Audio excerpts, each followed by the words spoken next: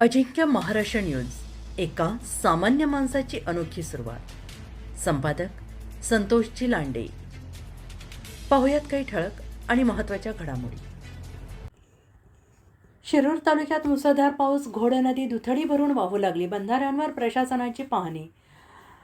गेल्या 2 दिवसांपासून शिरूर तालुक्यात सुरू असलेल्या मुसळधार पावसामुळे घोड नदी दुथडी भरून वाहते आहे आणि यामुळे लाखणगाव बंधारा, फतकेश्वर बंधारा, साबळेवाडी बंधारा तसेच अहमदाबाद पूल परिसरात पाण्याची पातळी मोठ्या प्रमाणात वाढलेली आहे. काही ठिकाणी खबरदारीचा उपाय म्हणून जड वाहतुकीसाठी रस्ते तात्पुरते बंद करण्यात आले आहेत. या सर्व ठिकाणी टाकळी हाजी पोलीस चौकीचे सर्व अधिकारी आणि कर्मचारी प्रत्यक्ष उपस्थित राहून परिस्थितीचा सातत्यानं आढावा घेत आहेत. तसेच पोलीस प्रशासन, संबंधित गावांचे सरपंच, उपसरपंच, ग्रामस्थांनी बंधाऱ्यावर पाहणी करून नागरिकांना सतर्क राहण्याच्या सूचना दिल्या आहेत. नदी, पूल आणि बंधाऱ्यांवर अनावश्यक गर्दी करू नये तसेच पाण्यातून वाहने नेण्याचा प्रयत्न करू नये असे आवाहन प्रशासनाने केलेलं आहे.